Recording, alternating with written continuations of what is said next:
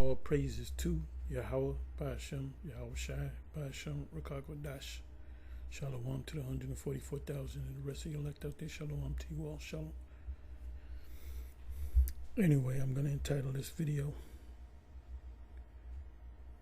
Understanding Ephesians 2, verse 16, reconcile. So the key word in that verse is reconcile.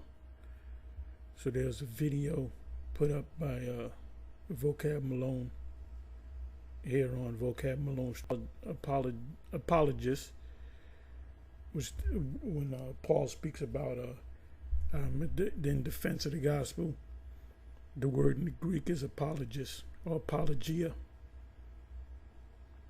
When you're an apologist for somebody. So what I'm going to do is I'm going to play the video.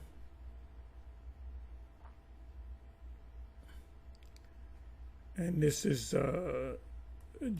Cleveland Camp GMS, one of the camps out there. Let me see, what do I go back to?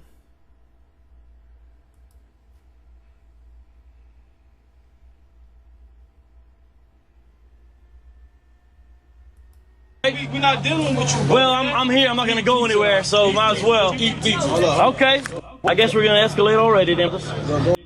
In relation to Ephesians 2, but I don't want to spend too much. This is brand new. This is not. It's not about learning new laws and commandments. Notice he's wearing that cross. That's witchcraft. Now, to the Italians, it's just they're called the Italian horn. But it also represents witchcraft in certain, among other Edomites.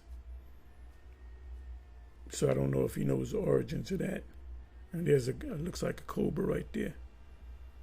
But anyway. Oh, and he's prophesying with his hat on. There's all kind of flaws to this guy.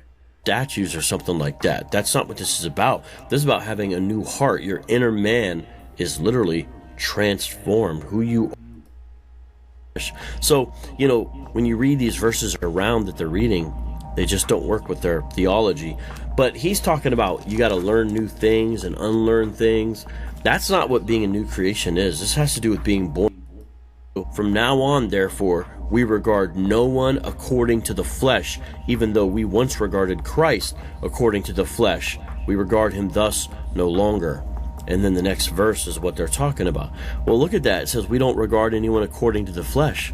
The Hebrew Israelites, that's what they're doing, regarding people according to the flesh. So, when you read these verses around that they're reading, they just don't work with their theology. But he's talking about you got to learn new things and unlearn things. That's not what being a new creation is. This has to do with being born again, like Jesus spoke to Nicodemus. This is something brand new. This is not... Yeah, which is learn new things and unlearn old things. It's not about learning new laws and commandments and statutes or something like that. That's not what this is about. This is about having a new heart. Your inner man is literally Now, who is it talking about? It's talking about the Israelites. There was a split among the nation of Israel, or national Israel. You had the northern kingdom and the southern kingdom. Now you have people that'll go to Romans chapter 11, and with the branches, the wild olive tree being grafted in, and most of these Israelite groups, they'll say that's talking about the northern kingdom. Well, the northern kingdom never came back to the Middle East, and the northern kingdom never came back to Palestine. So when you say that's talking about the northern kingdom, or if you say Cornelius was of the northern kingdom, you err not understanding the scriptures. The northern kingdom there's no record of the Israelites, which were part of the northern kingdom. There's no record of them going back to Palestine. They stayed in the Americas. Now, you had part of the northern kingdom, the tribes outside of Judah, Benjamin, Levi, that stayed with Judah, the kingdom of Judah, from the beginning. That's in Colossians. I believe that's I haven't brought it out in a while. I believe that's either 2 Chronicles 30. somewhere around there. I'm not going to look for it. That's a whole different subject. But the people, the middle wall petition that split in Ephesians chapter 2 is referring to the Israelites that knew that they were Israelites, that stayed in Jerusalem, that kept the laws, statutes, and commandments, that circumcised their sons on the 8th day. And there's a scientific reason behind that. And you had other Israelites that were Hellenized. You got to go back to the history, mainly in the Apocrypha, in the first Maccabees and second Maccabees. I got to do another video on that. That's why they were being called Gentiles, because they were forced by the decree of the king, Antiochus Epiphanes, that you can't call yourself Israelites anymore or Jews. You can't keep the commandments. You have to eat pork. You have to no longer circumcise your sons, and they put you to death, and they put the mother to death, and the sons to death if they've found out that they were circumcised. That's how serious it was. And ultimately, they began to speak Greek, and they dressed in the Greekish fashions. That's also in the Apocrypha. And they went to the place of exercise. The place of exercise is what the Olympics is all about. The first Olympics went back to Greece. So the place of exercise is where they had gymnasiums, which means naked, because they worked out butt naked. Oh, that's where also that long hair came from. When the Apostle Paul got on the Israelites in Corinth, coming out of that Gentile state of mind, they kept a lot of the customs, let's say, of the Greeks. And part of it was a young man. If you're a young man with long hair, I did a video on this, and I quoted the guy who made the statement. If you're a young man with long hair, it makes you even more beautiful. If you're an ugly man with more hair, it makes you fiercer, or something to that effect. So the young men were glorified in that long hair, because now the Apostle Paul said a man shouldn't have long hair, because the long hair is for the glory of a woman. The glory of a man is a woman. See, that's why you have, I'm going to get back into the main subject. That's why you have a lot of these YouTube channels where the so-called black woman, Israelite woman, she's being called out. And the world is finding out that Edomite women of the other nations, crave the so-called black man. But you got these stupid hammerhead niggas. They know you got to deal with the sisters. You don't got to deal with the sisters. You can deal with any nation you can bring back with any nation a woman to bring back the nation. And I was listening to the faux P. Mosai's not dealing with them guys at all. They were talking about half-breeds. There's no half-breeds is not in the scriptures. Okay? Because if that was the case, then King David would be a quarter breed. There's no such thing as half-breed. If your father's an Israelite, you're an Israelite. If your father's a Moabite, you're a Moabite. That's why Yahweh Hashem Yahushua going to get rid of you false prophets out there. Then these demons from Fopi said, and I was watching it last night, they said you got half-breeds. Elazar is a half-breed. Hassad is a half-breed. Tahar is a half-breed. Hariamlab is a half-breed. And then he said Gabar is a half-breed. First of all, Gabar is darker than you guys, which is complete madness. But like I said in previous videos, these groups are doing what they're supposed to be doing. They're set up as stumbling blocks for the non-elect, the unbelievers, the ones that are not chosen, to follow them to their own destruction. So anyway, let's get back into this. Oh, the news now is they don't know if Joe Biden is went into the spiritual realm. Now, for the record, I said that yesterday early in the morning before they even mentioned it. I was talking to Apostle Ramlob, and I said, you know, this guy, before you go to me, say one more thing. I said, you know, I believe this guy is in the spirit world. And he said, yeah, that makes sense. So later that night, which was yesterday, Monday night, the question is he still alive? Now, he spoke. There was a gathering with Kamala Harris. They were trying to get delegates and Congress people to endorse her to be the nominee, because she has to be they have to say that she's the nominee, because they could have said, no, we don't want her to be the nominee, even though she's the vice president. Now, if he's dead, she becomes the president. She becomes that's history making.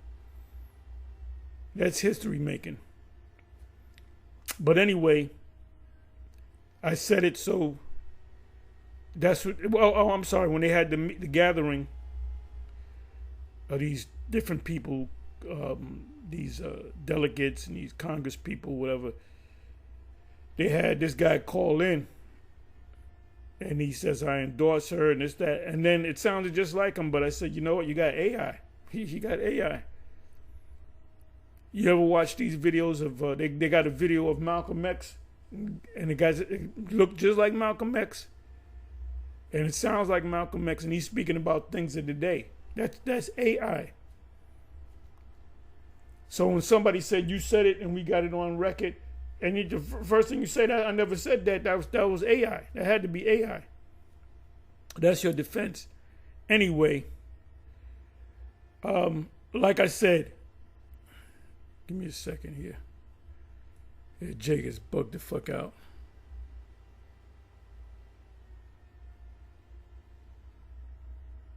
Okay, I don't know what this is all about. I see this crazy haircut. And Israel you still got guys with long hair. You still got guys with braids. You know, long hair. If you got it braided, cornrolled or whatever. But you got guys that are lined up, that in GMS looking like members of the IUIC. You might as well get with the IUIC. You guys shouldn't be in the camp. So let's listen. Hey, Yahweh B'Shem Yahushua gonna get rid of all you guys, including GMS, that are not. If you're not a part of the elect, read the book of Jude, the whole book of Jude.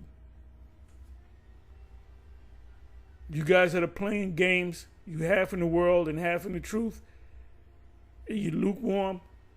Yahweh B'Shem Yahushua is gonna deal with you. Right now, you should be on, maximum overdrive with this truth, because you can see that these things are coming to pass. Anyway, let me let you listen. This is fair use, fair use, fair use. I'm only defending the gospel.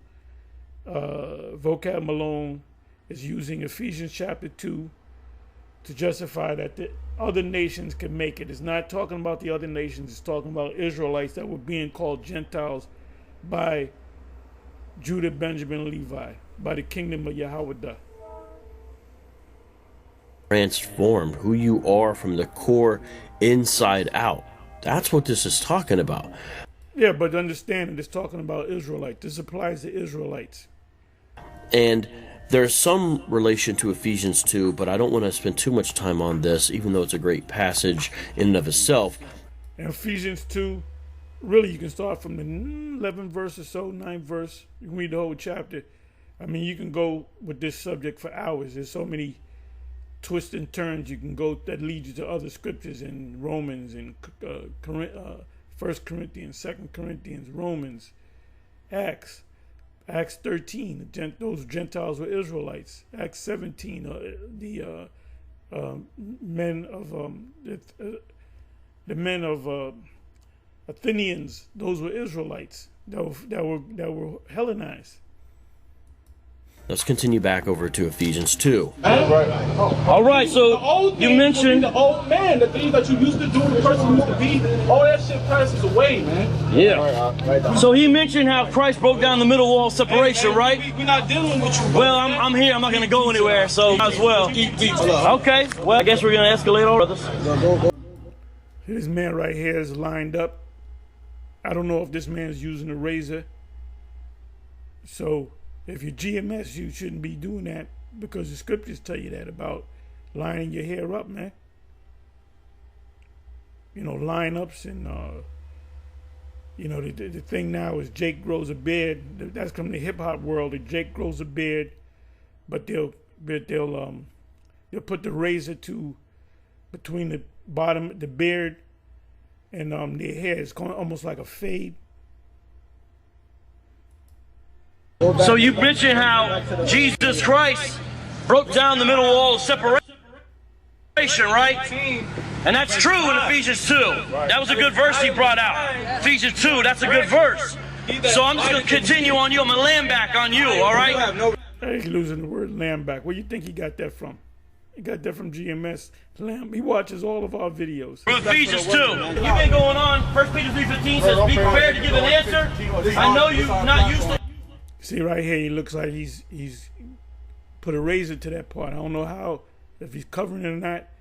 He shouldn't be down with GMS. I don't know if his hair is bald like that. I don't know if he uses a razor. He's not supposed to be using a razor on your head. That's the law.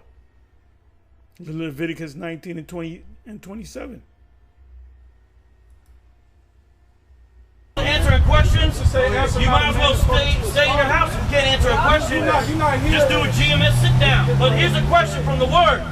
This says in Ephesians chapter 2, remember the formerly you, the Gentiles in the flesh. The Gentiles in the flesh were perfect example is Cornelius. And he probably believe, well, he does believe that Cornelius is of another nation. Cornelius was an Israelite, was born an Israelite, in a family that taught him that he was not an Israelite. Just like all of us, it came to this. Most likely, all these brothers here, elders, whatever rank that they have, they all came up under a so-called black household, and they were probably Baptist or Methodist or whatever they were. I doubt if they were Catholic. You got the Latin tribes, as we call them, so-called, they raise up in the Catholic Church. So let's go on. Let me bring this back. Let's do a GMS sit down. But here's a question from the Word. This says in Ephesians chapter 2, remember the formerly you, the Gentiles in the flesh. The Gentiles in the flesh were Israelites, as we say, in the heathen Gentile state of mind. When Paul was getting on the women not being teachers, and that shouldn't be teachers, they shouldn't have authority over men, and men having long hair, and the adultery thing in 1 Corinthians chapter 5, they were doing it because they were Hellenized. They said, "Oh no, you can sleep around with your father's wife. You can sleep around. You can go to orgies and so forth. You know, you can lay with different women, and a lot of you had Israelites that were in the Gentile state of mind that were men with men, and Paul spoke about that as well. But now these men that were into Moism, could they repent? Yes, Paul said that. And such as one as you. I'm just quoting. I'm paraphrasing the scripture. I'm not going to go to it. Somebody can put it in. So this is the battle. This is the reason why Vocab Malone comes out against the One Westers, is because his thing is to make us make the statement that yes, other nations can make it. No, other nations cannot make it. Only Israelites. You're going to have Israelites that look like the other nations. They can make it. The other nations, the Edomites, the Moabites, the Ammonites, the Canaanites, the Cushites, the Ishmaelites, they're going to make it in the kingdom of heaven to be under us. They're not going to be equal to us. Why would the demon read the Bible?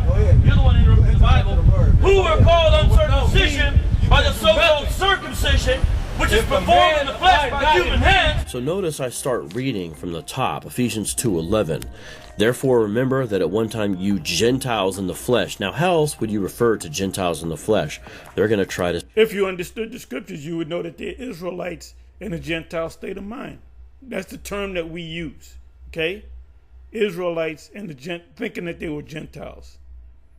Before I'd say 99% of us came to this truth, we were taught in church. We were all raised up in the church, Baptist church, Methodist church, whatever, Pentecostal church, Roman Catholic. I was raised as a Protestant. Believe it or not, I was raised as a Calvinist.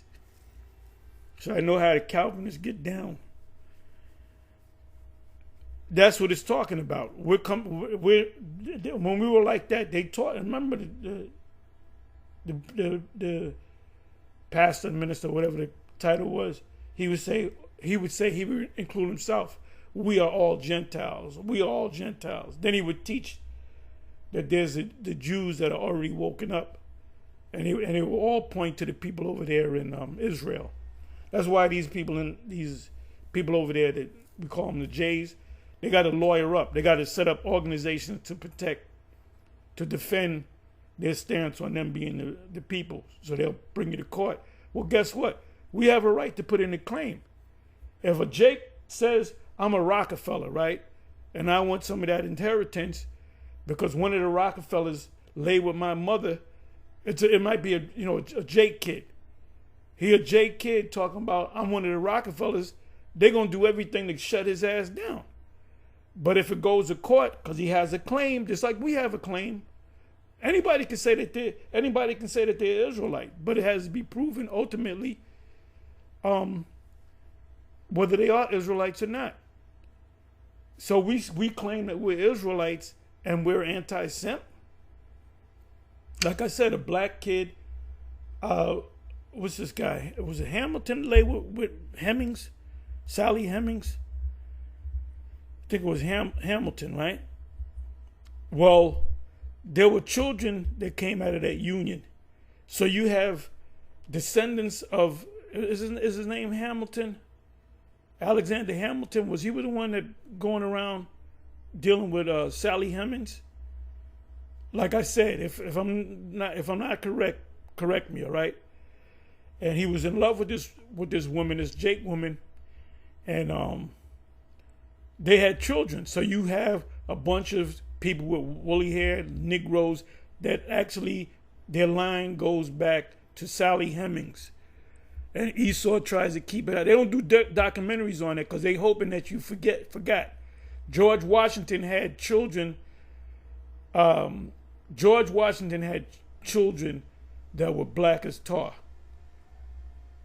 He had one, I believe his name was T. Ford, and he looks like George Washington, but he's black as night, and he has an afro. He's one of the sons of George Washington. So he can say when the inheritance, if George Washington, the first president, estate was worth $1 billion, well, he has dip to that, or his offspring. And this is what reparations is all about. If let's say the Rothschilds, right? The Rothschilds amass all this wealth. They say $500 trillion. Let's say there's a guy that lives somewhere and he's a Rothschild. He can, in his roots, his lineage goes back to the Rothschilds. All the head Rothschilds die. They're looking for it.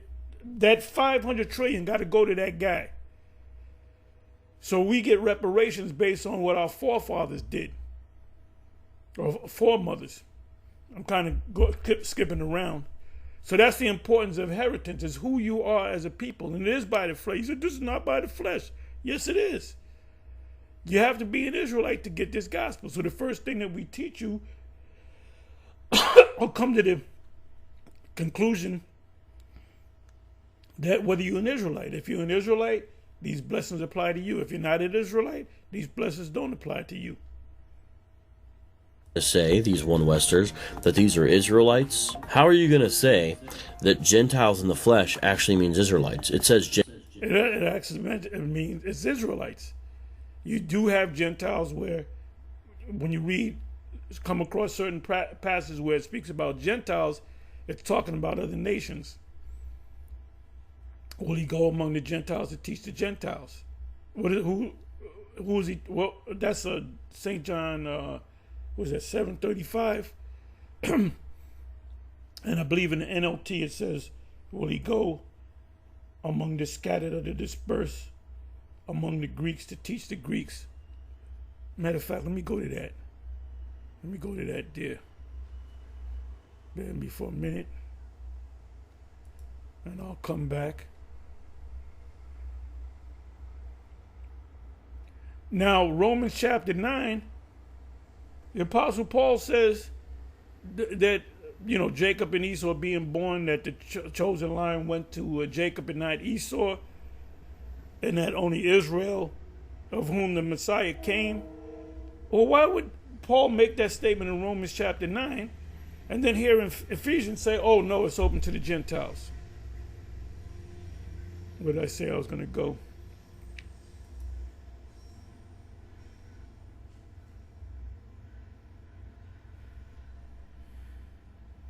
I forgot that quick where the hell I was going to go.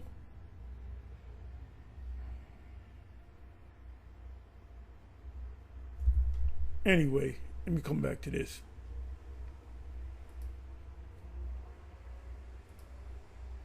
Matter of fact, let me do this. Maybe this will jar my memory. Therefore, remember that at one time you Gentiles in the flesh. Now, how else would you refer to Gentiles in the flesh?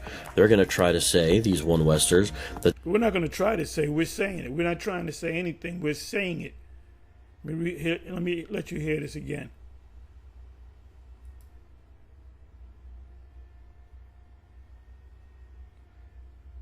Now you notice, he's asking legitimate questions out of the scriptures, so you don't have to call the cops on him, but he gets unruly sometimes. And that when we first encountered this guy, he pulled up what about the Gentiles, and we told him that the Gentiles, if there's a scripture passage, it says Gentiles receiving salvation, is obviously talking about Israelites, individuals like Cornelius. And he believes that Cornelius is the Edomite. So notice I start reading from the top, Ephesians 2:11. Therefore remember that at one time you Gentiles in the flesh. Now how else would you refer to Gentiles in the flesh? It depends on the context. And Ephesians chapter 2, verse 11, it's referring to Israelites in the Gentile state of mind. That's our terminology. They're going to try to say, these one-Westers, that... No, we're saying it. We're not trying to say nothing. We're not stuttering when we say it. We're saying it. Okay? And you just see it. You don't see it, or you don't want to see it. These are Israelites? How? Yes, they are Israelites that were being called Gentiles. What is it? First Corinthians 1 and 2. Ye being in time past Gentiles, carried away by these dumb idols. I'm merely paraphrasing. This is basics. This is Hebrew Israelite 101. How are you going to say that Gentiles in the flesh actually means Israelites? It says Gentiles in the flesh. How else would you describe them? Okay, let me do this. Let me come over here. Oh yeah, it just came back to me. St. John 7:35.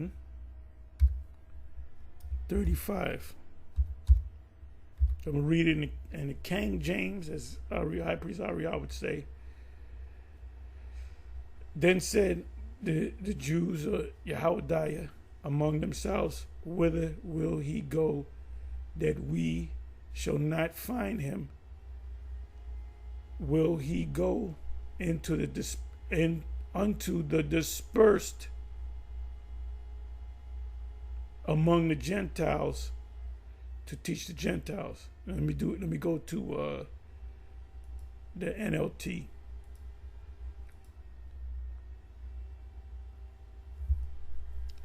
The Jewish leaders were puzzled by his statement. Where is he planning to go? They ask, is he thinking of leaving the country, which is Palestine, and going to the Jews, actually the Israelites, because the kingdom of Judah never went to the Americas. Leaving the country and going to the Israelites, the word should be there, in other lands. And that's Deuteronomy 29 and 29. I think you started 28. It says other lands. And the Apocrypha, it says Asereth, which is Hebrew for other land. Maybe he will even teach the Greeks. The Greeks are who? Israelites that didn't know that they were Israelites. Let's come on back to King James again.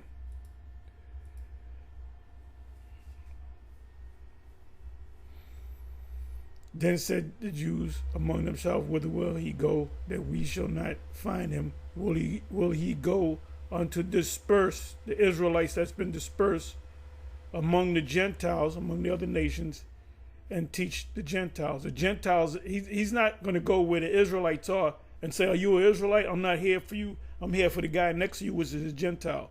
The Gentiles is referring to Israelites. Let me do this. Let me look up the word Gentile.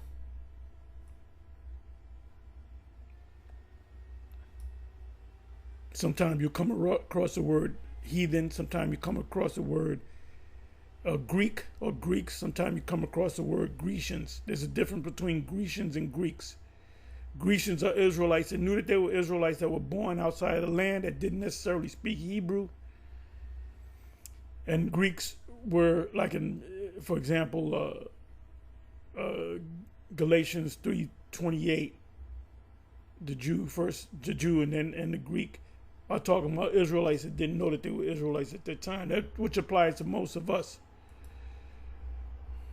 This is Hebrew Israelite 101. Helen, and in a wider sense, the name embracing all nations, not Jews, or Judah, that made their language, customs, and learning. This would go back to the Apocrypha, First Maccabees, and Second Maccabees, and learning of the Greek. That's why the Septuagint was written. The Septuagint was not written for Greek, European Greeks. The Septuagint was written for Israelites that didn't know how to speak Hebrew. The King James Bible was written, and other English versions of the Bible was written, like the Geneva and so forth, the Tinsdale, the various, because they had to make before that you had the Vulgate, which was in Latin. So what about the people that speaks the King's English? So it was the King James, that said, okay, we got to make sure they get this gospel, and they don't speak Latin. They couldn't read they wouldn't know what to do with the Vulgate. They wouldn't know what to do with the Septuagint. They wouldn't know what to do with the Hebrew. So we got to get 47 scholars together. Some of them were Greek scholars and others were Hebrew scholars. And then when they put the first copy of the King James together, authorized King James, they had to go back and say, nope, we went off on this. We had to go back and correct that. The formal translations, what's the term? Revised because there were certain things that they went off on. It says customs and learning of the Greeks, their own, the primary reference to the differences of religious and worship. A Greek, either by nationality, whether a native of the mainland or of the Greek islands and colonies. Now let me look up the word. Let me go to the word. Wait a minute. Let me see something. Okay, let me go here. So the word Greek, or either Gentile or Helen, is up there. Matter of fact, let me do this. Let me do this.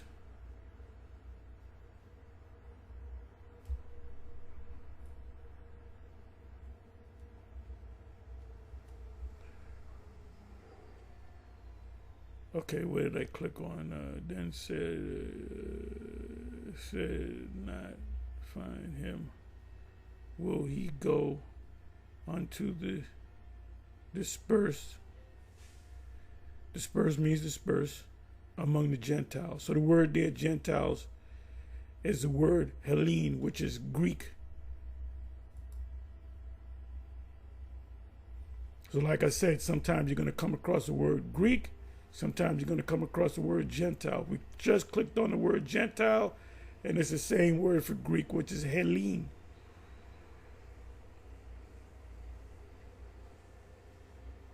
This is back to the basics. So it's written 29 times, G 1672. So we just went to this, right?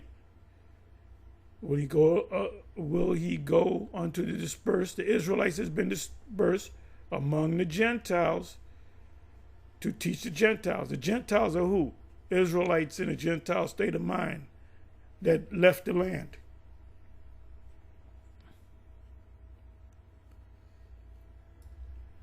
John 12, verse 20. And there were certain Greeks. Sometimes it says Gentiles. Other times it says Greeks. And there were certain Greeks. Who are these Greeks? They were Israelites that didn't know that they were Israelites, but they had an interest in Israelites. Oh, I like the Israelite food. Oh, I like the woman. Oh, I like this. Then they come to find out that you descended from Israel. It says, and there was certain Greeks among them that came up to worship at the feast. So there was a feast among the Israelites. Now let's look at what the scribes said. The Pharisees, the scribes. Let me see, where am I going to go?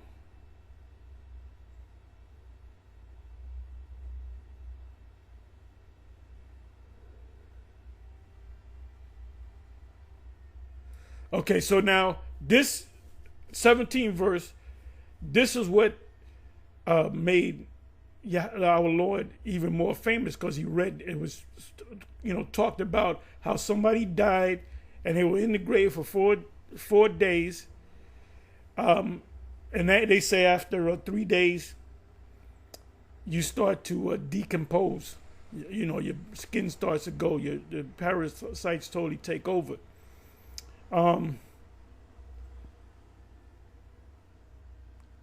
So it was Martha and Mary. They were, our brother's dead, and they knew that he had the power to raise the dead. But he took his time about, I'll get around to it when I get around to it. And they said, but it's 4 days. He's already, he's decomposing. If you go back to the account. And then he wept. You know why he wept? Because he said, damn, I can't believe these people don't believe I got spiritual power. They know that I can raise the dead. Oh, but his body is decomposed. You can't raise a decomposed body.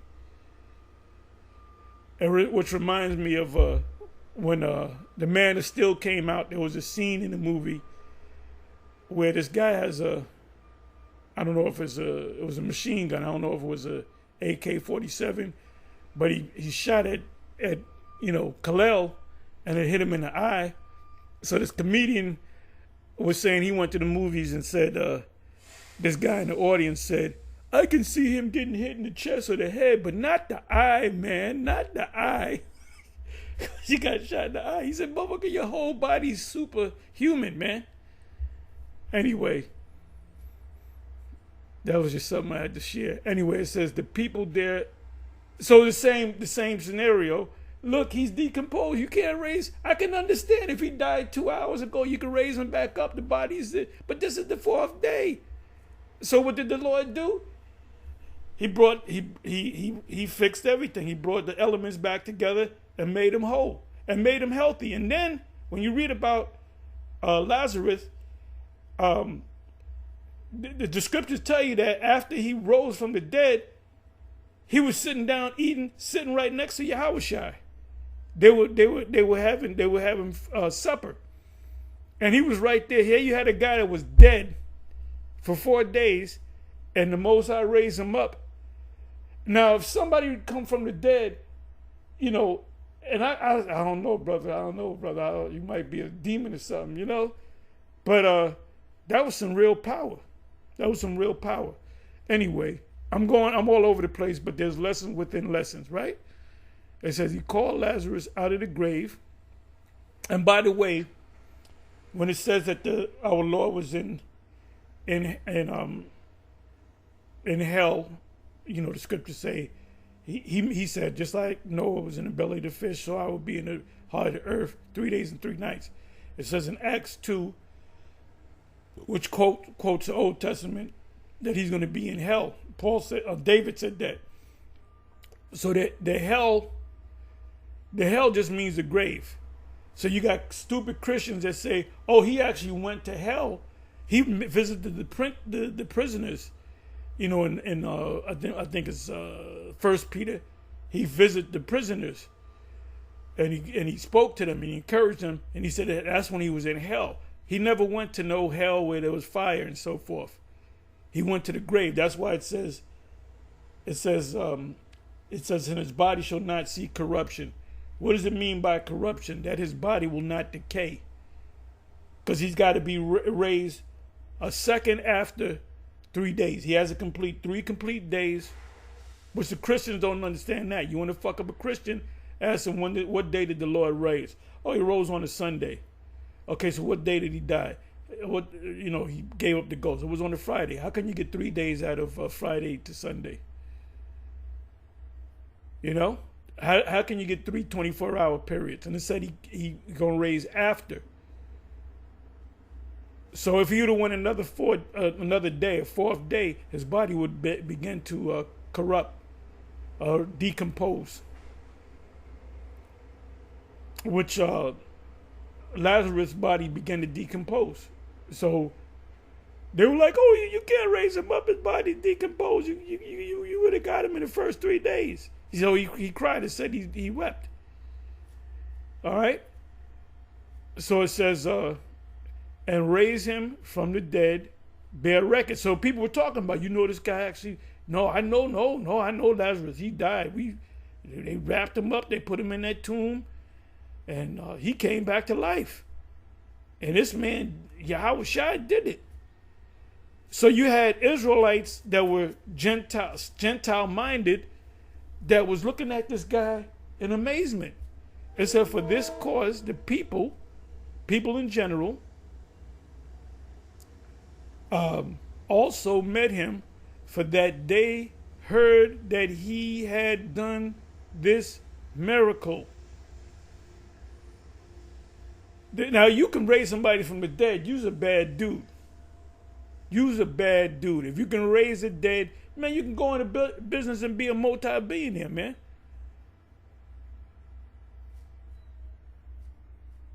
The Pharisees therefore said among themselves, perceive ye how ye prevail nothing, but the world is gone after him. So what does it mean by the world? The word world is cosmos. Cosmos means the Israelites. So these wicked scribes and Pharisees knew that these people were Israelites, because they knew the history. They read the history. Remember, the scribes and the Pharisees, these men were studied men, so they studied history.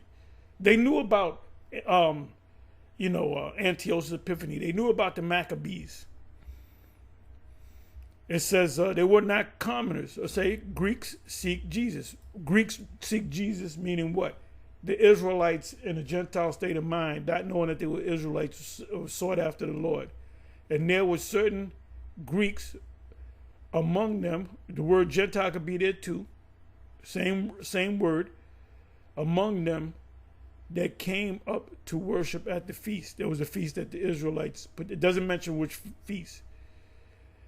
The same came therefore to Philip, which was of Bethsaida and Galilee, and desired him, saying, Sir, we would see Yahushua. We want to see the Lord. Philip cometh and telleth Andrew, and again Andrew and Philip tell Yahushua, and Yahushua answered them, saying, the hour is come that the Son of Man should be glorified. Verily I say unto you, except a corn of wheat fall into the ground and die. So he was speaking about his death. The time coming where I'm going to die so I can be glorified.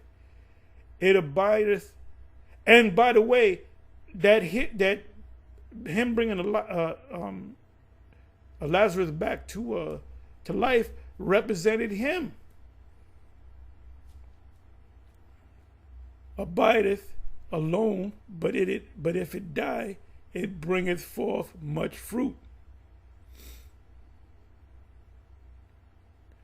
He that loveth his life and lose it, and he that hateth his life in this world shall keep it unto eternal life. So some of us will be beheaded, will be put to death for not taking the micro C-hip. Oh, it's going to be a major shakeup. Oh, it's going to be a major shakeup when they make this micro C-hip, and it could happen inside of 6 months.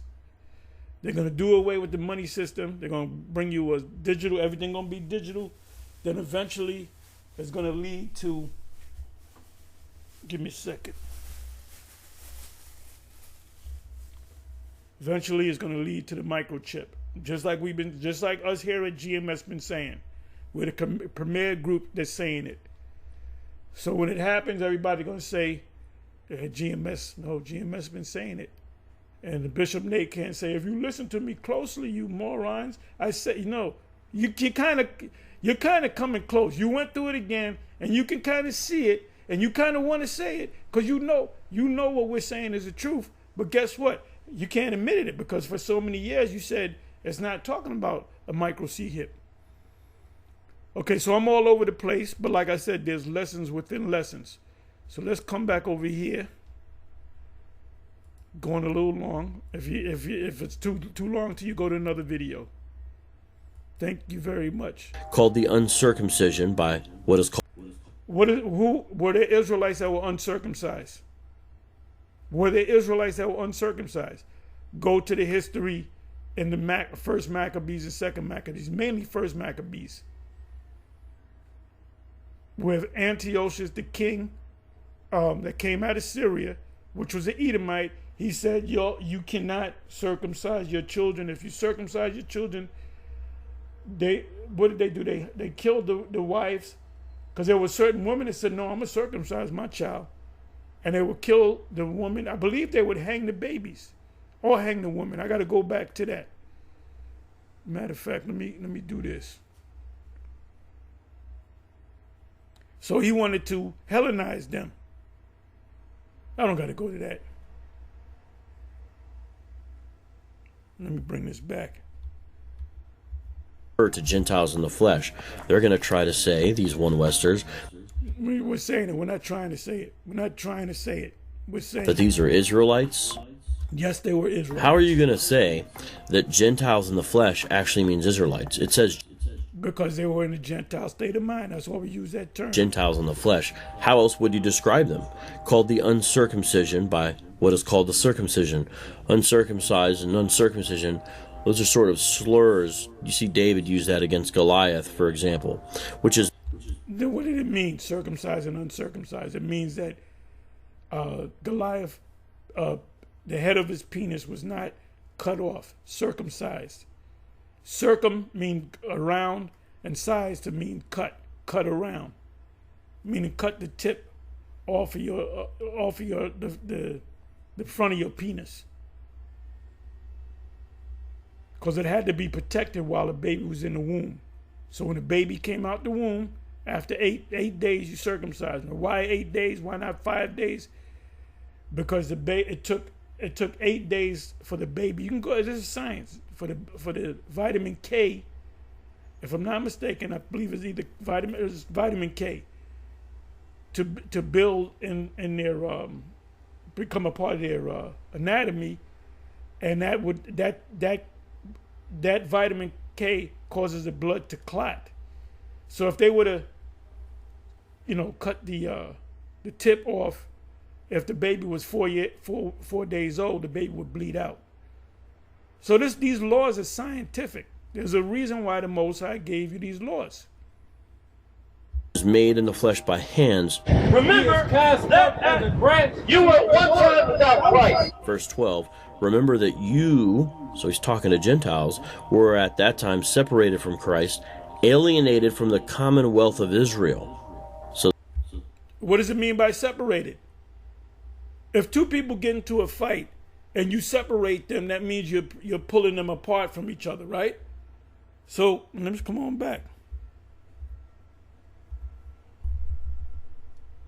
In order for you to be separated, you would have to be a part of something. what is called the circumcision. Uncircumcised and uncircumcision, those are sort of slurs. You see David use that against Goliath, for example, which is made... Yeah, because like I said, I explained circumcision is the cutting of the rod. The Philistine didn't circumcise their children, so they call them uncircumcised dogs or whatever. But now, in the New Testament, uncircumcised refers to, if you're a Jew, we call you the uncircumcised, the circumcised, because you got circumcised as a child. Cornelius was probably, it doesn't say, but he was not circumcised. We can be safe to say that. Timothy, which was a son, Eunice or Lois. You had the grandmother. I always get them confused. I believe the mother's name was Lois. Somebody help me out. I'm not going to look for it.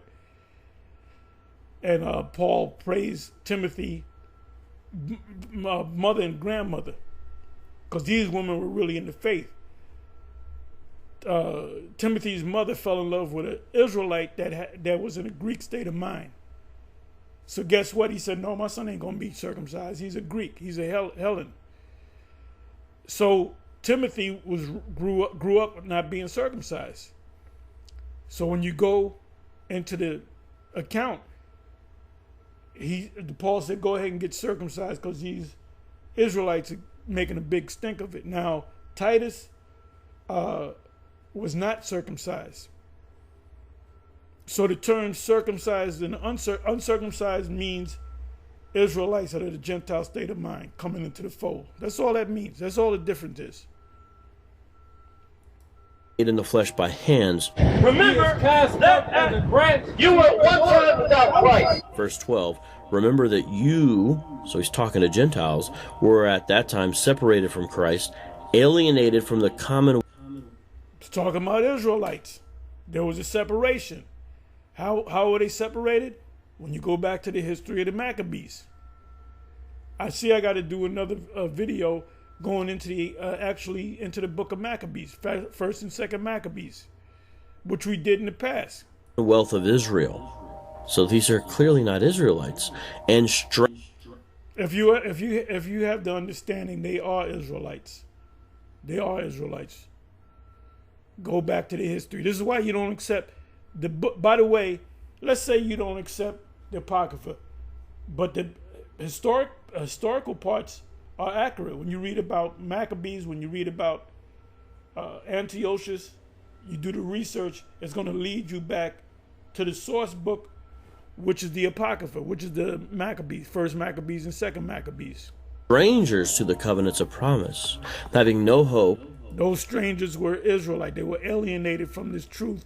So when Yahushua came, he came to bring them back together. That's why Paul, in Romans chapter 11, he was an apostle of the Gentiles. Therefore, the Most High by magnifying my office. Meaning he went to as many Gentiles as he can go to. When he went to Asia Minor, the five, actually it was 3 major journeys, but there were 5 altogether, if you do the research, but there was 3 major ones. He went to what's called Asia Minor. Why did he go to Asia Minor? Because Israelites were up there. Some of them knew that they were Israelites, and some of them didn't know that they were Israelites. That's what Galatians was all about. You had Israelites in Galatia, Galatia, I believe that's the word, Galatia, that told the Israelites coming into this truth, oh, you got to keep all the laws. You got to keep all them laws. So Paul said that that they're foolish for bewitching them and telling them that they got to keep the laws. It says you got to believe in this through the faith in the Spirit. Now you got the IUIC saying, oh, Galatians 3, 1, 2, and 3, the first couple of verses, first 3 verses, it's talking about animal sacrifices. No, it's not talking about animal sacrifices. Then they'll go into Colossians 2, verse 16, and they'll say the Sabbath day, the feast, and this day and that day, and the drinking and eating. And they say, oh, that's talking about animal sacrifices. No, it's not talking about animal sacrifices. It's talking about we're not going to put the burden of the law on you. Acts 15, even Peter, the head apostle, said that you don't got to keep all the laws, but keep certain of the laws. Don't commit adultery was one. Eating animals, you gotta bleed out the animals. But circumcision, which was a law, Peter said, no, you don't got to get circumcised. Going back to Titus, Titus did not get circumcised. Timothy got circumcised.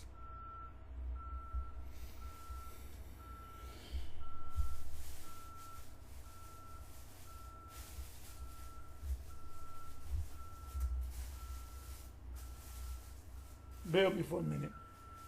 Anyway, let's listen to a little bit more.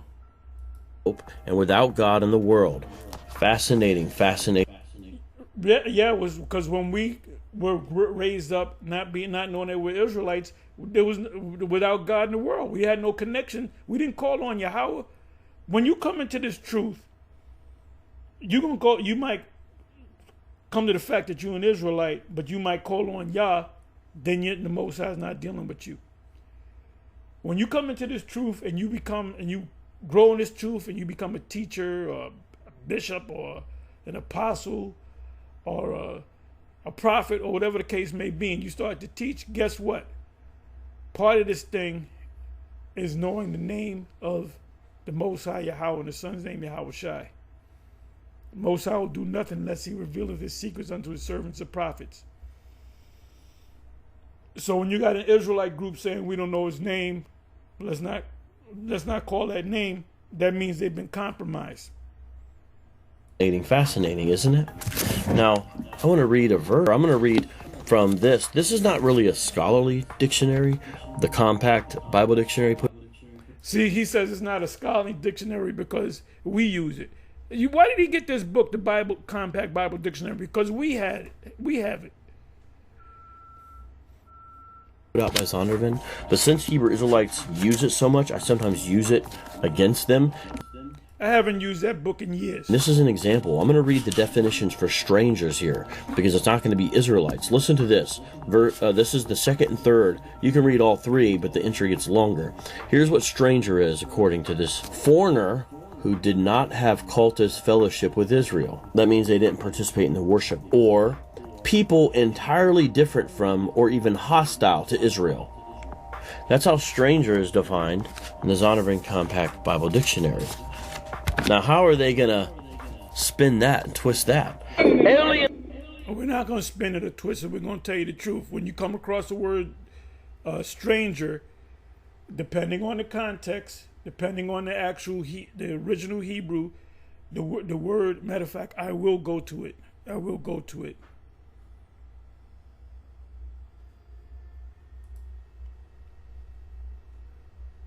Let me just go to the word. And you know what I'm going to do? Let me go here. Let me go to Exodus 12.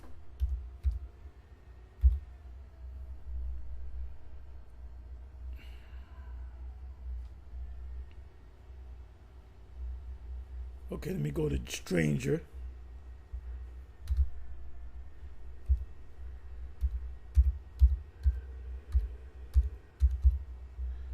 Okay, stranger is found 4 times. Exodus 22:19, 7 days show there be no leaven found in your houses, for whosoever eateth that which is leaven, even that soul shall be cut off from the congregation of Israel. That means you're going to burn in hell forever. No, that means you just cut him off. whether he be a stranger or born in the land. Now, right here, let's look up this word stranger. This is Hebrew Israelites 101. This is back to the basics. Stranger.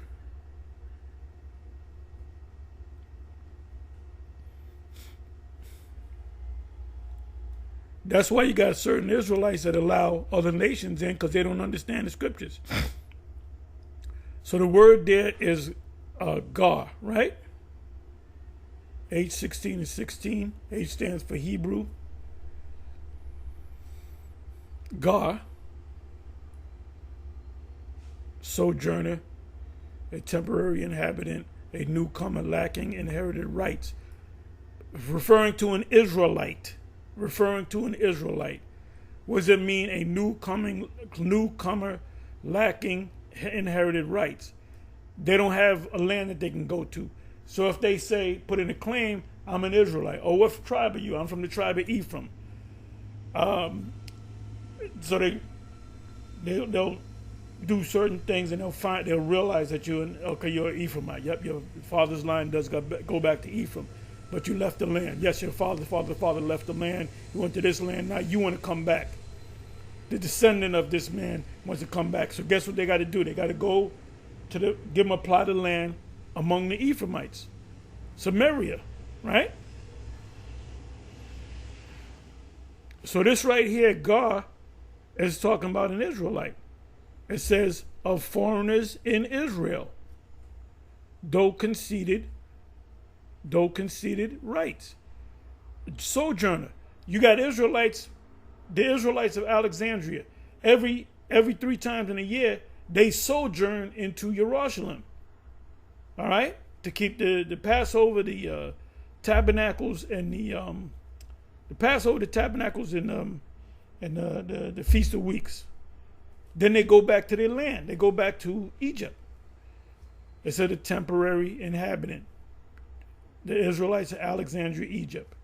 A newcomer lacking inherited rights.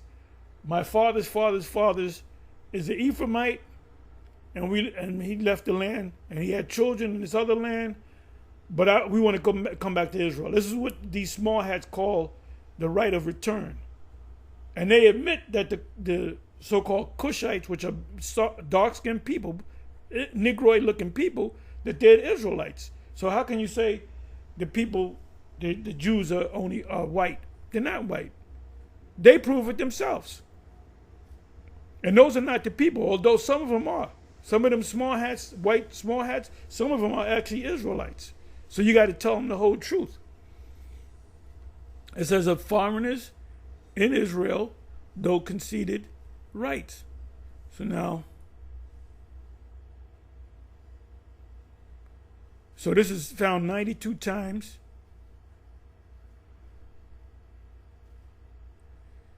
Now this agar applies to an Israelite or another nation. You're just a stranger. If I go to Italy, I'm considered a stranger to those people. If I have relatives, if part of my roots go back to the Sicilians, and I go to Sicily, and these are my relatives, they'll still look at me sideways because I'm a stranger. You really, you got in Jamaica. You go to Jamaica. You leave Jamaica. You go to America. You live in America for 20 years, and you come back. The Jamaicans look at you as strangers.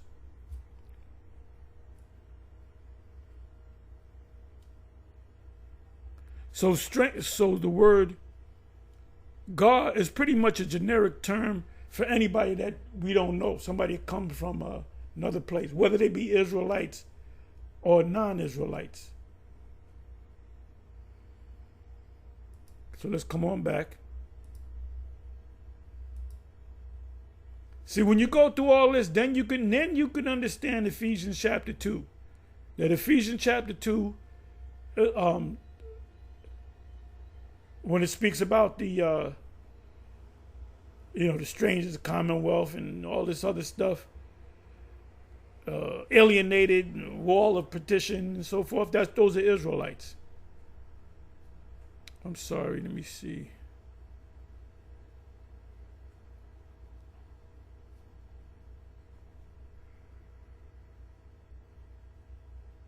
Hold up. Let me bring this back up again.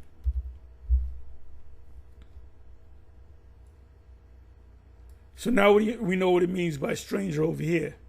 So now let's come down to here, this verse. Ordinance of the Passover. 43rd verse. And Yahweh said unto Moses and Aaron, this is the ordinance of the Passover. There shall no stranger eat thereof.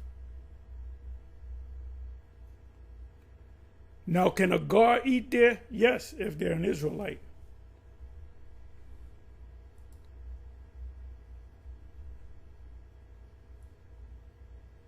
And Yahweh said unto Moses and Aaron, ordinances, Passover, there shall no stranger. So there's a different word.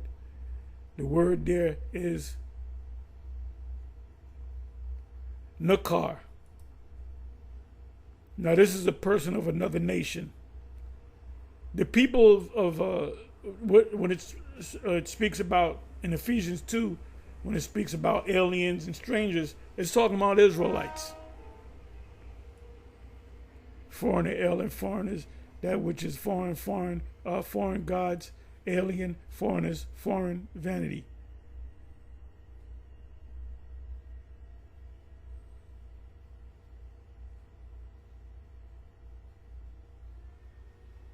This is H52, 36 times.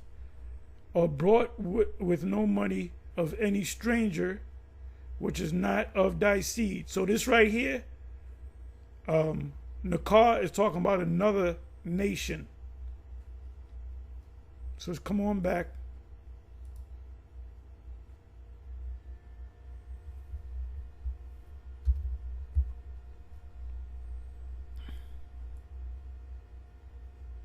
So it says, there shall no stranger eat thereof.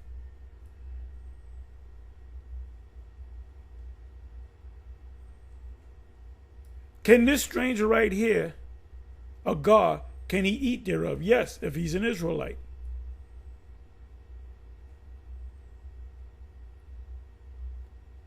This would be a Moabite, an Edomite, or any other nation. They cannot eat the Passover. Let's come on down to 48th verse. And when a stranger shall sojourn with thee, and will keep the Passover of the Lord. Now it just said, there shall no stranger eat thereof.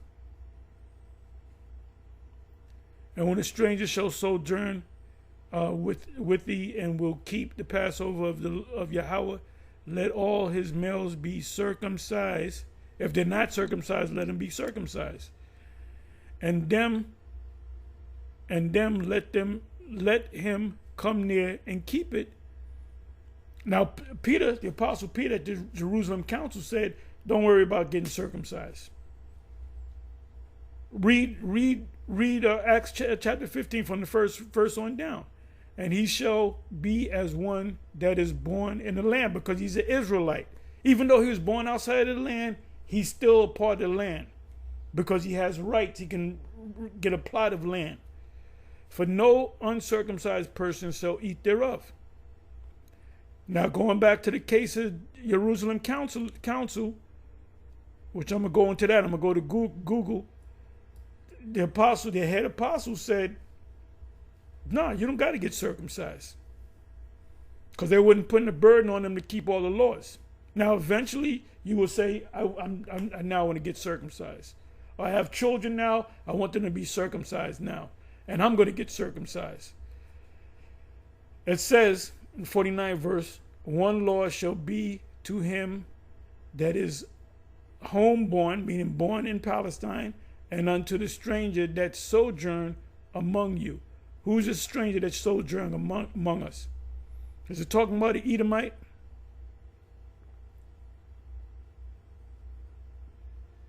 And I'm going to say this too. This is why you guys out there that say, could you do a favor and do me a breakdown on such and such and so and so? Because you don't want to you don't want to sit down and do the study. You don't want to do the research.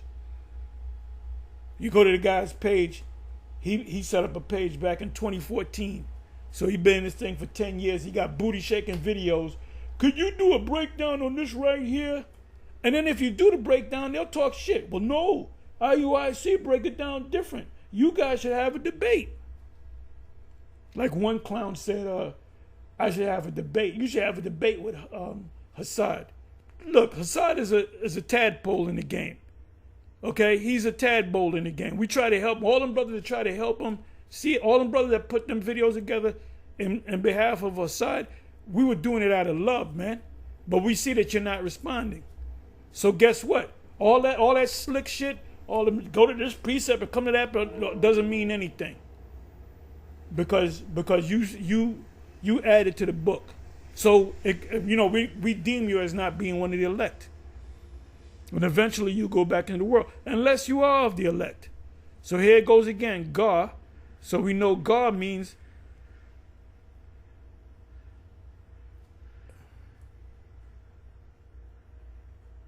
God could mean an Israelite from another land or another nation. It depends on the context. So as you can see, if you go to Exodus chapter 12, you have the word stranger in there 4 times. But there were, was it 3 different definitions? Or 2? Isaiah, I always go to this Isaiah 14:1, when it says, and the stranger shall be joined unto them. Those are talking about Israelites coming into the fold. Cornelius would be considered a stranger cleaving unto them. When Paul was speaking to the people of Ephesus, that when the Gentiles say to mine, he was saying you can cleave unto Israel now. So now let me go here. I made this long, but that's all right. Let me go back to Ephesians. I'm sorry, let me go back to the video.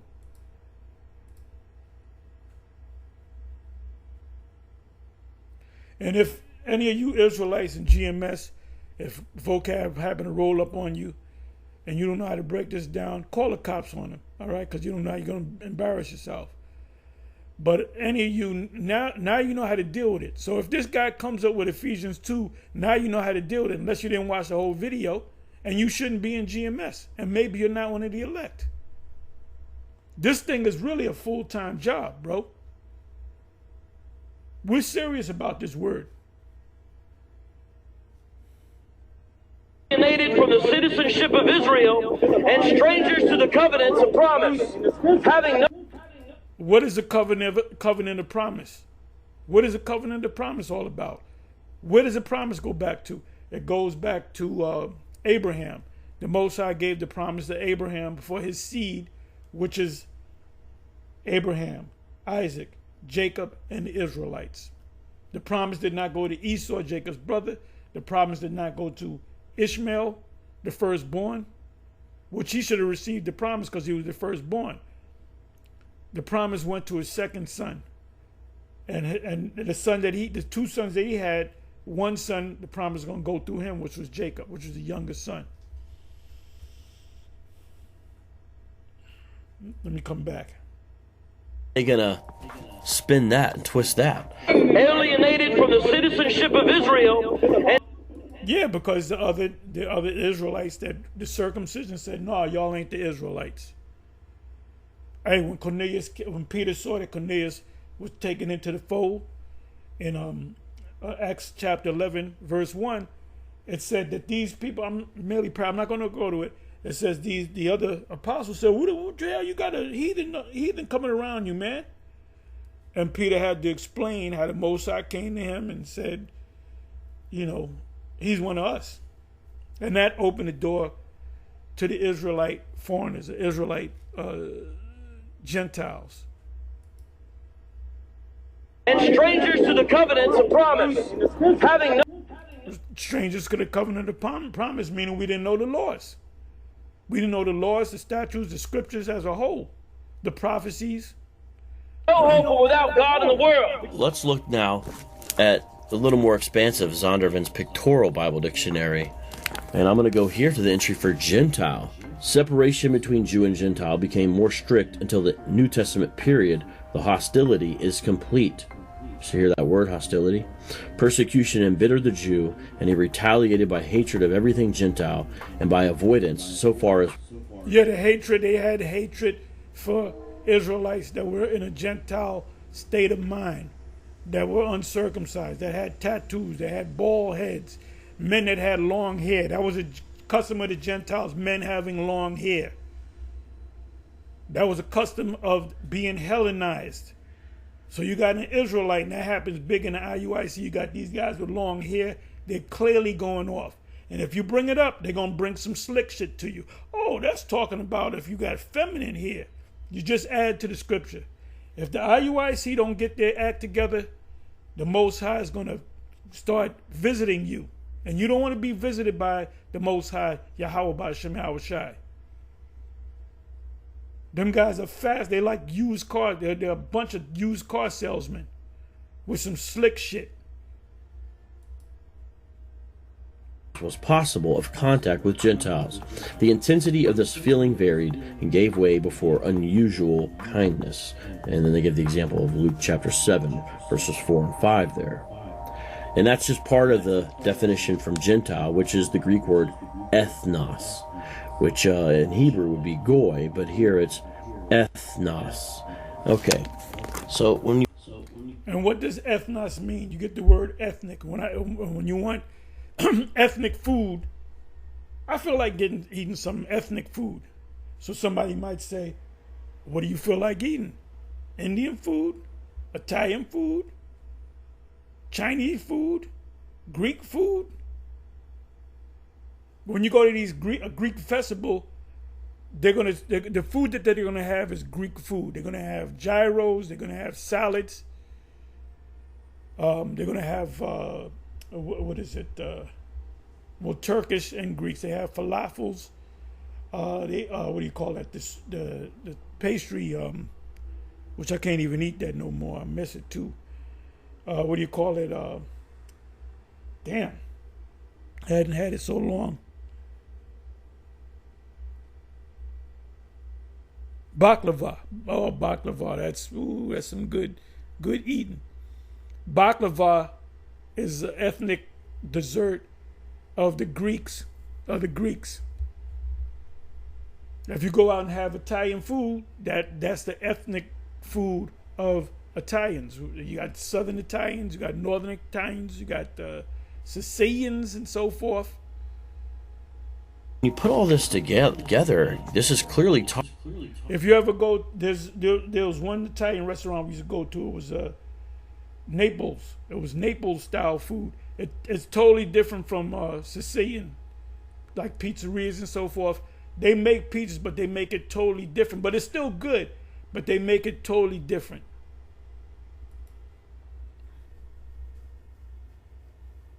Talking about Gentiles and Jews. Now, I'm going to continue in reading this, okay? I want you to see this very carefully. Verse 13. But now in Christ Jesus, you who were once far off have been brought near by the blood of Christ, for he... Talking about Israelites that didn't know that they were Israelites, that encountered the Israelites and wanted to be like them, and finding out that they are, in fact, Israelites. Even though they had tribal marks, bald heads, no hair on their faces, men with long hair, uncircumcised. They were eating pork. So a Jew said, look, I don't want you around me. You eat pork. You eat, you ain't got no beard in your face. You're unclean. I don't know if you had sex with your woman, so you be unclean. I don't know if you went before the dead. Himself is our peace, who has made us both one, has broken down in his flesh the dividing wall of hostility by abolishing the law of commandments expressed in ordinances, that he might create in himself one new man in place of the two, so making peace, and might reconcile us both to God in one body through the cross, thereby killing the That's bringing the tribes back together. That's bringing the tribes back together. And that's all throughout the scriptures. Isaiah 11 come to mind. Bringing the tribes back together. That's what the petition was all about. There was a separation, but Yahushua broke that separation, so the Israelite foreigners, the Israelites in a Gentile state of mind, could come back with Judah, meaning in one, come back as one. I have sheep not of this fold. Let me see if I can find that. I'm positive that's in John. Let me do this. Not of this fold.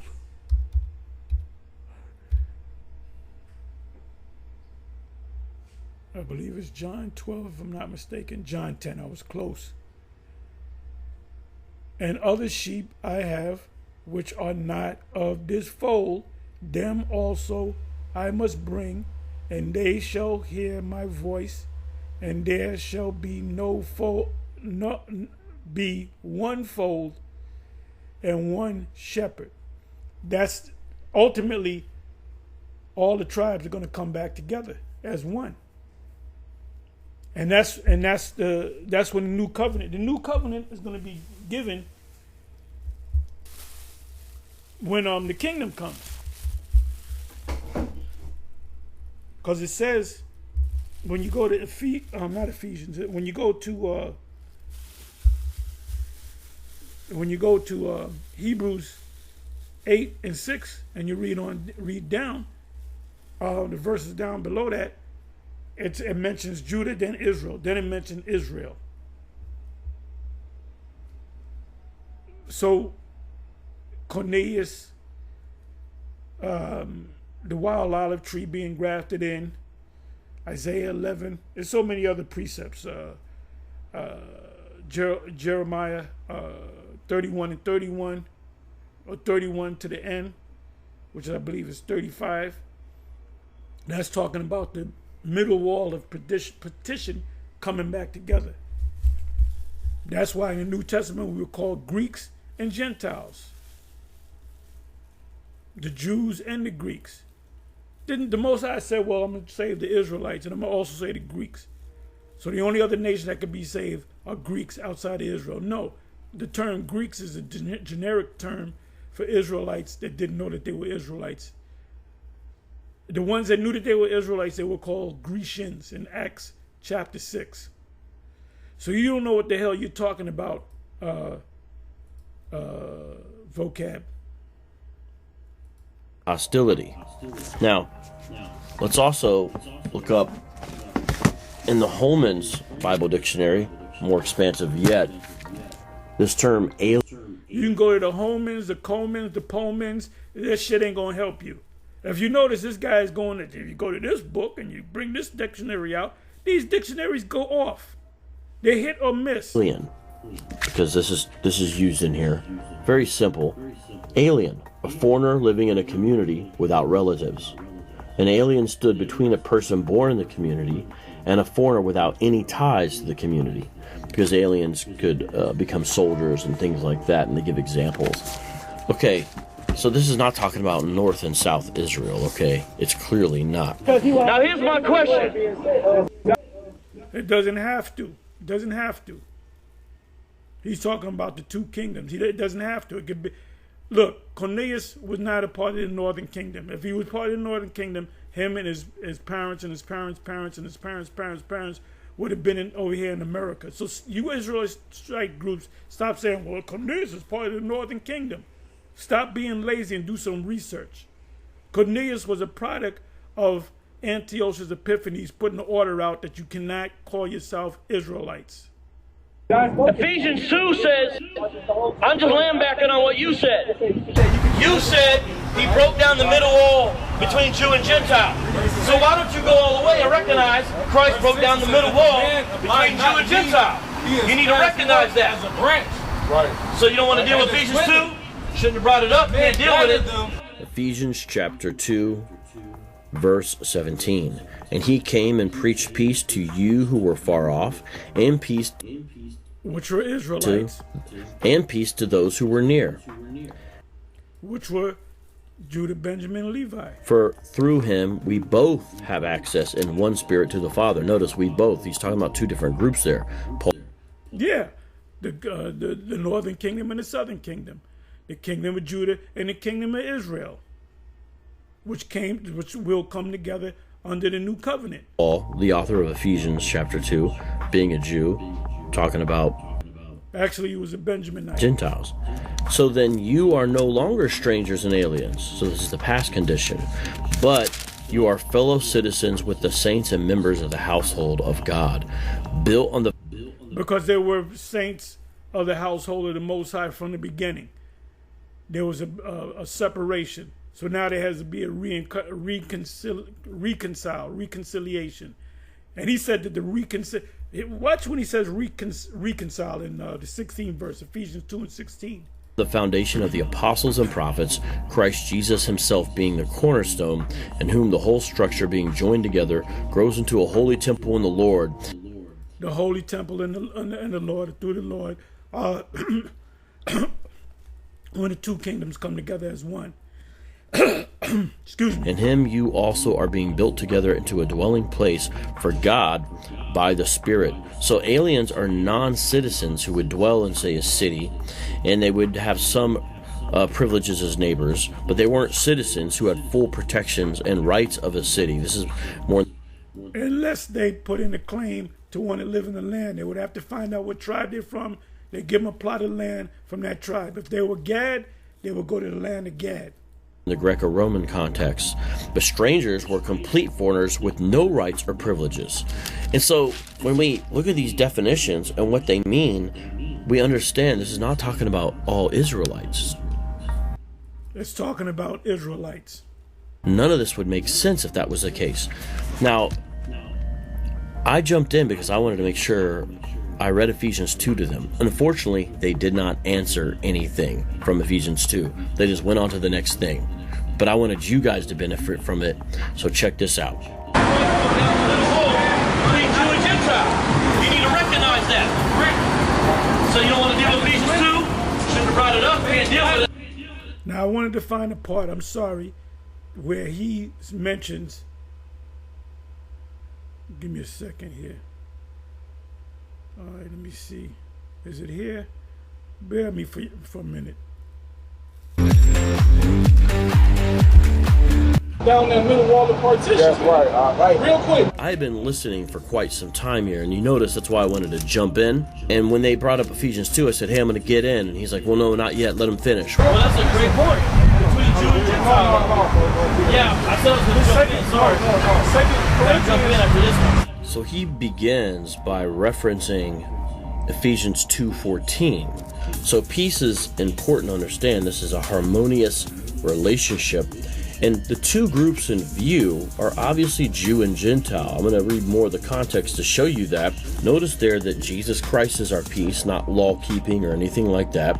And also notice that it says he's made us both one. So two groups are in view. Fascinating. And it says that he broke down in his flesh, so this is something he did by his death on the cross, the dividing wall of hostility. Well, let's look at more of the context. The dividing wall is an interesting metaphor that's employed here, because on the outer courtyard of the Jerusalem temple, there is a warning to Gentiles that they would basically have themselves to blame for their death if they passed beyond it into the inner courts. So there's an inscription that reads on a literal dividing wall separating where the Gentiles can go and where the Jews can go. And so there's... Yeah, that's in Revelation 11. So in the first couple of verses, I'm not going to go to it. Somebody can put it in the chat, where it speaks about the outer temple is given to the Gentiles. Those are talking about the other nations. When you go to Acts 21, it speaks about how Paul allowed the Greeks into the temple and the Israelites wanted to kill him. And the captain had to save him. And he said, aren't you that? He said, how can you be Greek? Ain't you that Egyptian? And when he called him Egyptian, the original Egyptians are Jake. So Paul, to this captain of the guard, he mistaken him for an Egyptian guy that was like a terrorist, which was a black man, but he spoke Greek. So he explained himself. And the reason why Paul allowed the Greeks or the strangers in because they were Israelites, like Cornelius. They got the same rights as Judah. An allusion to this wall here within the Pauline writings, then it perfectly illustrates Christ's reconciliation of all people into a new humanity. Now you just heard what he said. Obviously, a reconciliation. We're going to deal with that word reconciliation. If I meet somebody and we become friends, there's no reconcile involved. If I had a friend for years and we no longer become friends, but we have a third friend that maybe dies and we all go to the funeral for, I'm just giving you an example. And I look at the individual looked at me and they said, what were we mad about in the first place? Let's be friends again. That means reconcile. I had that happen to me, where I had a friend cut me off, and then we ran into other years later and said, what the hell are we mad about? We're friends again, you know? Now, when Hebrew Israelites hear this, they'll say, well, it can't be reconciled because the Jews and Gentiles were never together, so how was it reconciliation? And that's what it means. You have to be together. You have a woman. I had experiences with women where you break up for a week and then you miss it. The favorite song keeps coming on and you call each other back or you bump into each other and you get back together. There was a song called Reunited and It Feels So Good. Reconcile. Well, that's not the only definition or reconciliation. A simple definition for reconcile means to bring two parties into peaceful relations. Let's go. No, it does not mean that. It does not mean that. It does not mean that. Meaning you were together at one time and then you were apart for whatever reason and then you came back together. There's men and women that get married, they get divorced. The woman goes get another man. The man gets another woman. Maybe the man breaks up with the second woman, the first woman that he always loved. Husband died, so they get back together. That's reconcile. How many examples can I give you on reconcile? So his definition, I don't know where the fuck he got that definition from. Let's listen to this again. We're never together, so how was it reconciled? Humanity. Now, in the Pauline writings, then it perfectly illustrates Christ's reconciliation of all people into a new humanity. Now, Pauline. And so there's an allusion to this wall here within the Pauline writings, then it perfectly illustrates Christ's reconciliation of all people into a new humanity. Do you see how this devil slick he is? Now maybe he believes this. Maybe he actually believes this. Or maybe he's being a serpent. Got his serpent shirt on. Let's listen to this again. Where the Jews can go. And so there's an allusion to this wall here within the Pauline writings, then it perfectly illustrates Christ's reconciliation of all people into a new humanity. Now, that's bull. You add into the scriptures. You add that reconciliation applies to the two kingdoms, the northern kingdom and the southern kingdom, the kingdom of Yahweh and the kingdom of Yasha'Allah. That they're going to be brought back. That's why when you go into the history, when the Assyrians took down the northern kingdom, King Hosea was a king at that time. The Jews said, yeah, good for your ass. You wasn't right anyway, so good, you get the fuck out of here. They took you into slavery. Now, about 150 years after that, the kingdom of Judah was taken down by the Babylonians. And while they were taken down by the Babylonians, there was no mention of the northern kingdom from that point because they went to the other side of the world, to the Americas. Edomite scholars and pastors back in the 1800s, when they started coming over here, they all agreed, the majority of them agreed, that these people that we're encountering in Americas are the Israelites. Now, when Hebrewites hear this, they'll say, well, it can't be reconciled because the Jews and Gentiles were never together. So how was it reconciliation? Well, that's not the only definition, or that's the only definition, vocab. I don't know what dictionary you read. Maybe you're reading from the Urban Dictionary. Motherfucker. Let me listen to this again. All people into a new humanity. Now, when Hebrewites hear this, they'll say, well, it can't be reconciled because the Jews and Gentiles were never together. So how was it reconciliation? Well, I couldn't have said it better myself. Let's listen to it one more time. Reconciliation of all people into a new humanity. Now, when Hebrewites hear this, they'll say, well, it can't be reconciled because the Jews and Gentiles were never together. It can't be reconciled because the Jews and the natural Gentiles were never together. So how was it reconciliation? Well, that's not the only definition or understanding of reconciliation. A simple... Yeah, that's the Vocab Dictionary. He got it from the Vocab Dictionary. I'm gonna look up the word. I'm gonna go to the Greek and look up the word reconcile in Ephesians 2 verse 16. Definition for reconcile means to bring two parties into peaceful relations. Let's go on and continue. They wouldn't know because re means back to. You have to be together from the beginning, separated, then brought back together again. Let's look it up, and I'm gonna close.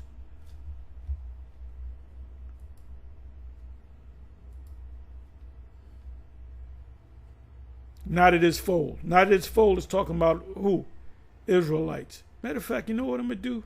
Let me see what the... real quick. I know I'm going long.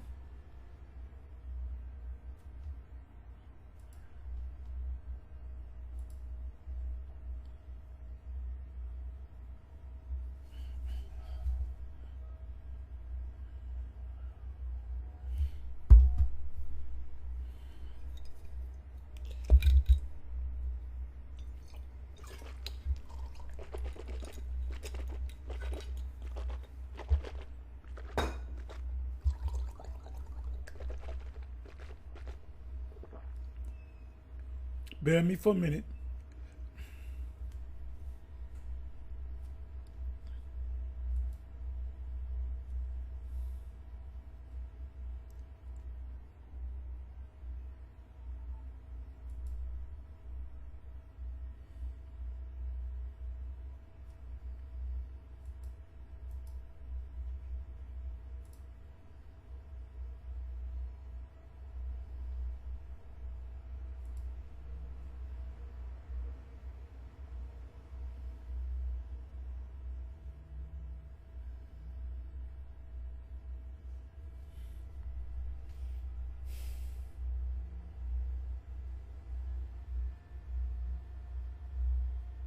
Bear me for a minute.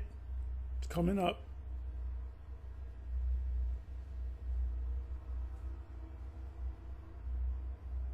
And we're actually going to go to Ephesians 2 verse 16. This definition that Vocab came up with is not... I don't know what dictionary you got that from.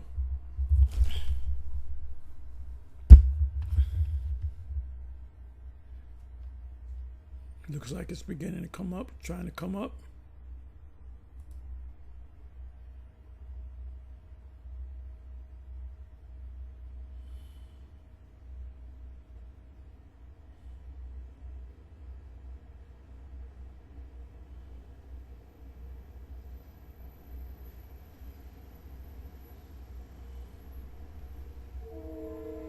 Another sheep I have not in its fold.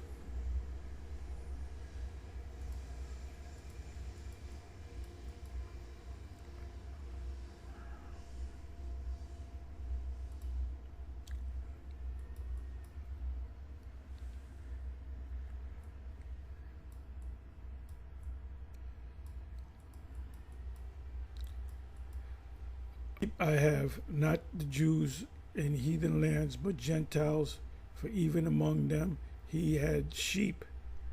the Jews had asked in the original, will he go and teach the Gentiles?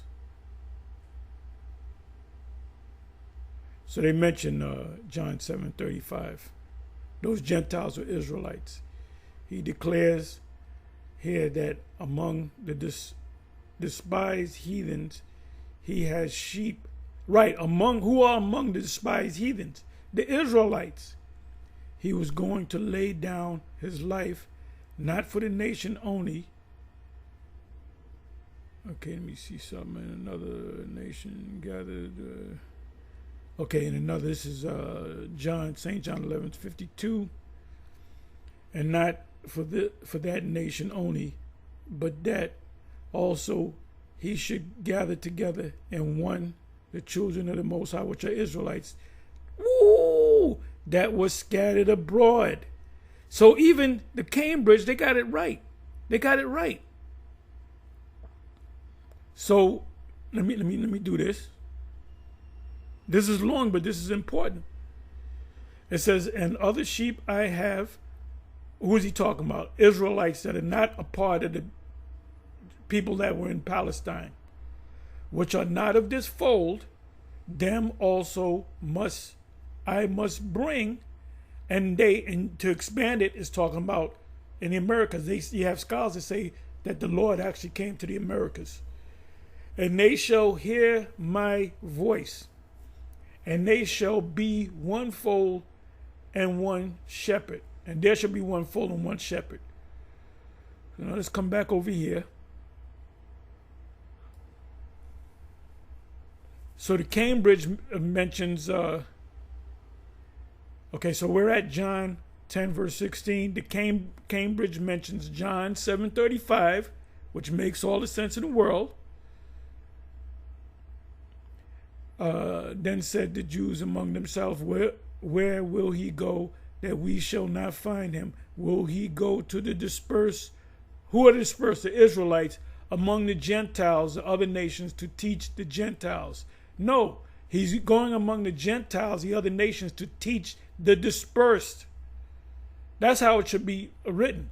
It says, will he go to the Israelites among the heathens to teach the Israelites that have been dispersed? That's how it should be. That's the understanding of it.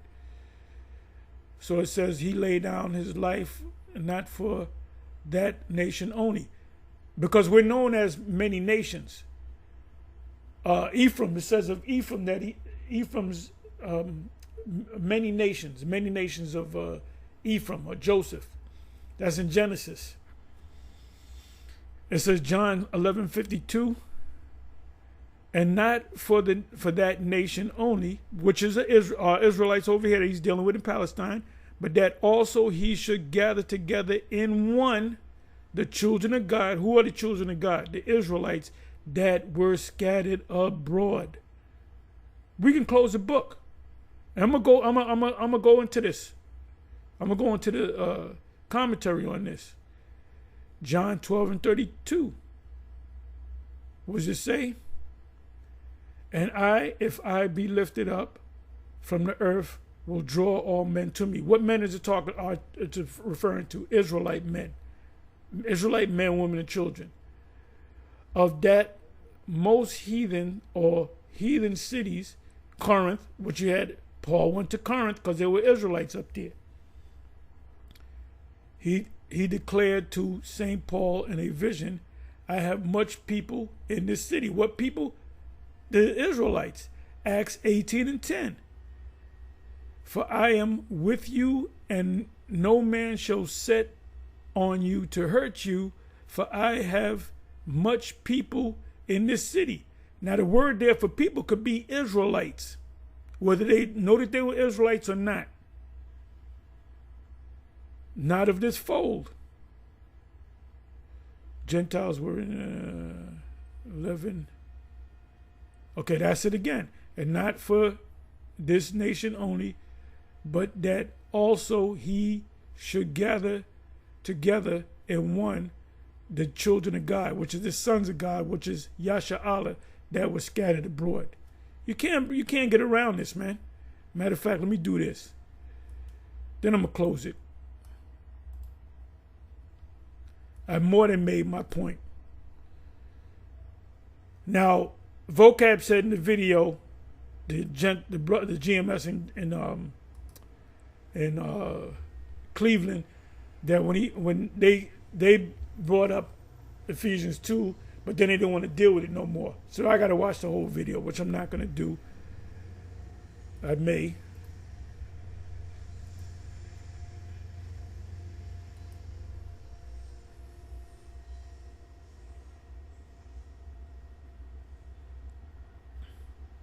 And not for that nation only, meaning the Israelites in the land, but that also he should gather together in one, bring them together, bring these two nations together, the sons of God, which are the Israelites.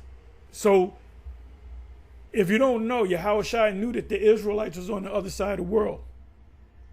And there's accounts as to, like I went to Mexico to this museum called the Museo de Antropología. I'm not if I'm saying it right. The Museum of Anthropology. And them people are serious, man. And the kids, they would take out notes and they'd be writing shit down, taking pictures. So there was a tour guide, and he was talking about how Kukulkan, Tetzaquatl, whatever. That's Yahushua. He said this guy came down in a spaceship. He taught the Mexican people. Then he said he's coming back. There's accounts of Gad where this man came and taught them and left and said, I'm coming back. So this was Israelite Yahushua going on the other side of the world. He doesn't go into detail in the scriptures, but right here, that's what it's talking about. It said, but that also he should gather together in one, the children of God. Judah is one part of the children of the Most High, and Israel is another part that was scattered abroad.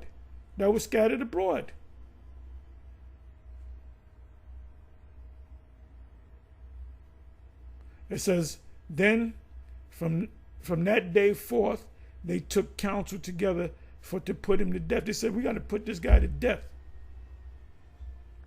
I'm not going to say anything else anyway with that. I'm going to say shalom. I know I went long, but